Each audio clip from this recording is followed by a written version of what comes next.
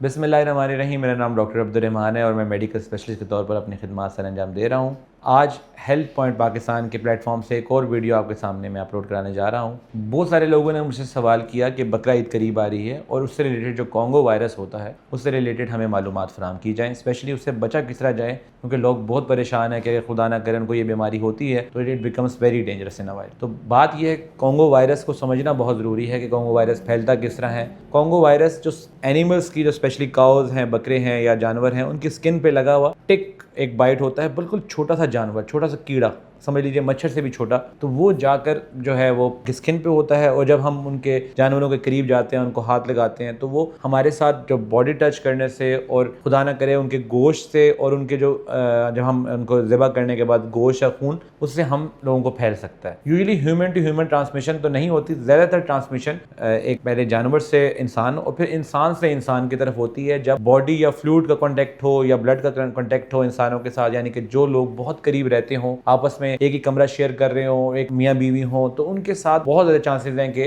Congo virus इस तरह human to human transmission हो। लेकिन यूजुअली ये जानवरों के थ्रू ही इंसानों तक फैलता है। अब इसकी अलामात क्या है? इसका यूजुअली जो इंक्यूबेशन पीरियड होता है कि ये 1 से 3 दिन तक हमारी बॉडी में रह सकता है और 1 से 3 दिन तक, उस तरह इंक्यूबेशन पीरियड का मतलब होता है कि सिर्फ और सिर्फ बॉडी में चला गया लेकिन अलामात शो नहीं करेगा। लेकिन उसके बाद इन्फेक्शियस पीरियड शुरू हो जाता है जो कि 5वें और 6ठे दिन शुरू होता है। इसका मतलब कि वो बॉडी को भी डिस्टर्ब करेगा और वो दूसरे लोगों को भी नुकसान पहुंचाने और उस तक ट्रांसफर करने में बहुत ज़्यादा रोल प्ले करेगा। तो 5वां और 6ठा दिन बहुत क्रिटिकल रोल प्ले करता है। सिम्टम्स क्या है? क्योंकि haemorrhagic fever this just like a Congo virus, तो viral would be viral symptoms के वायरल सिम्टम्स तो जो कॉमन है, जिसमें बहुत तेज बुखार, 103 104 का बुखार होगा, पेशेंट को शदीद ठंड लग रही होगी, जब बुखार टूटेगा तो पसीना आएगा, जिस समय बहुत ज़्यादा दर्द, जोड़ों में दर्द, आंखों में दर्द, सर में दर्द, जो टिपिकल डेंगू में होता है, दूसरे वायरल डिजीज में होता है। लेकिन इसके साथ इसमें इसको हेमरेजिक फीवर क्यों कहते हैं? क्योंकि इसमें छोटे छोटे रेड कलर के स्पॉट्स बनना शुरू हो जाते हैं बॉडी में, सिर्फ और सिर्फ स्किन में नहीं बल्कि आंखों में भी रेड स्पॉट्स बनेंगे और आंखें बिल्कुल लाल हो जाएंगी और साथ में जो पैलेट है, जो हमारा जो मुंह है, उसके अंदर भी आपके रेड साइंस बनना शुरू हो जाएंगे, जो कि हमें सिग्निफाई करता है कि ये अब कॉन्गो वायरस की तरफ। अगर हम बैकग्राउंड हिस्ट्री में जाएं कि हाँ भाई वो कोई मंडी गया है या जानवरों के खरीदो फरोख्त के लिए गया है या जानवरों के बहुत करीब रहा है और साथ में ये सिम्टम्स हो, तो हमें बहुत ज़्यादा शक होता है कि कॉन्गो वायरस है।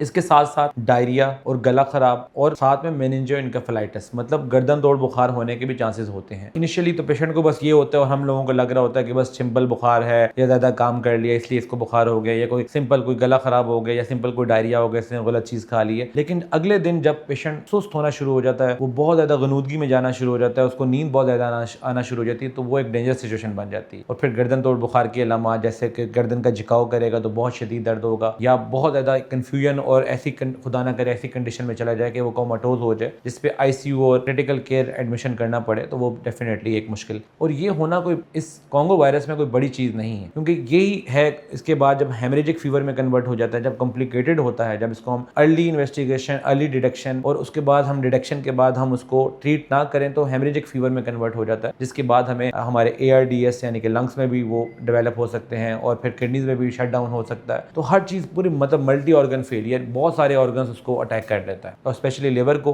पेशेंट इनिशियली तो कह रहा होता है कि बस ये चीज़ है, उसके बाद फिर यहाँ पर उसको दर्द होना शुरू हो जाती है, क्योंकि जिगर का साइज बड़ा होना शुरू हो जाता है लिवर जब इन्वॉल्व होता है। तो अब यह है कि इसका ट्रीटमेंट खास हमेशा की तरह, जैसे वायरल डिजीज़ का कोई ट्रीटमेंट नहीं है, जैसे हमारे पास कोरोना वायरस है उसका कोई ट्रीटमेंट नहीं, डेंगू वायरस है उसका कोई ट्रीटमेंट नहीं, इस तरह कॉन्गो वायरस का भी अनफॉर्चुनेटली कोई ट्रीटमेंट नहीं है। लेकिन अलामाती इलाज के लिए हम ज़रूर क्रिटिकल केयर में एडमिट करते हैं और पेशेंट्स को और उनके लवाहिकीन को और स्पेशली स्टाफ को बताया जाता है कि इसके साथ जब कांटेक्ट करना है तो बहुत ज़्यादा ख्याल रखना है, पूरा ड्रेसिंग के साथ और मास्क के साथ बिल्कुल प्रॉपर कवर होकर अंदर जाना है, उससे हैंड शेक नहीं करना, उससे बिल्कुल क्लोज कांटेक्ट नहीं करना, ये बहुत ज़रूरी है। और एक ribavirin antiviral as a supportive treatment दी जाती है, उसके खास specifically not for the Congo virus but as दी जाती है कि शायद कुछ अलामात बेहतर हो जाए। ये इसकी ट्रीटमेंट। इन्वेस्टिगेशन की बात करें तो हमारे पास लिवर फंक्शन टेस्ट बहुत हमें सिग्निफाई कर सकते हैं कि अगर AST लिवर फंक्शन टेस्ट में AST ALT से 2 टाइम ज़्यादा हुआ हो तो हम बिल्कुल, हमारा जो शक तकरीबन यकीन में बदलता जाता है। लेकिन उसका जो कन्फर्मेटरी टेस्ट, यकीनी टेस्ट है, वो आज भी ELISA और PCR है, हम वो करवाते हैं। लेकिन इसका सैंपल लेना भी बहुत मुश्किल होता है, क्योंकि सैंपल या तो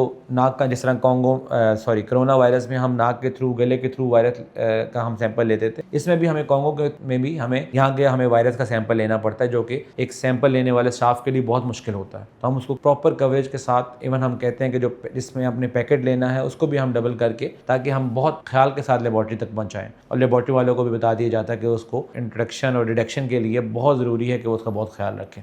सवाल अब इम्पॉर्टेंट ये है कि इसे बचा कैसे जाए। तो बचने का तरीका यही है कि जिस तरह हम मच्छरों से बचने के लिए हम पूरे कपड़े पहनते हैं, हम कहते हैं कि जी हम हाफ स्लीव्स ना पहने, नीचे शॉर्ट्स ना पहने, ऊपर से लेकर नीचे तक जब हमने मंडी जाना हो, जानवरों के पास जाना हो, तो प्रॉपर क्लोथिंग के साथ जाएं, प्रॉपर कपड़े पहने हो, नंबर 1। नंबर 2 मास्क पहना हो। नंबर 3 जो थोड़ा सा शक लग रहा हो कि इस जानवर में कुछ प्रॉब्लम्स लग रहे हैं तो उसके करीब ना जाया जाए या उसको टच ना किया जाए। नंबर 4 बहुत इंपॉर्टेंट कि आप जो मॉस्किटो रिपेलेंट्स होते हैं उस तरह के रिपेलेंट्स लगाए जाए, यानी कि अपनी बॉडी में लोशंस लगाए जाएं जिससे वो टिक आपको जो टिक बाइट जो जानवरों को काटता है वो आपको ना काटे। एंड नंबर 5 सबसे इंपॉर्टेंट चीज़ कि अपनी जो ड्रेसिंग है उसको लाइट ड्रेसिंग रखें। अगर आप यानी कि डार्क रंग के कपड़े पहन के जाएंगे तो वो टिक या वो जो मच्छरनुमा जो कीड़ा है उसको आप डिटेक्ट नहीं कर पाएंगे, लेकिन अगर आपने सफ़ेद या लाइट कलर के कपड़े पहने होंगे तो that would be easy to detect. तो ये इंपॉर्टेंट चीज़ है। अपना ख्याल रखिएगा। बकरा ईद करीब आने वाली है। मुझे नेक्स्ट वीडियो तक इजाज़त दीजिए। अल्लाह हाफ़िज़।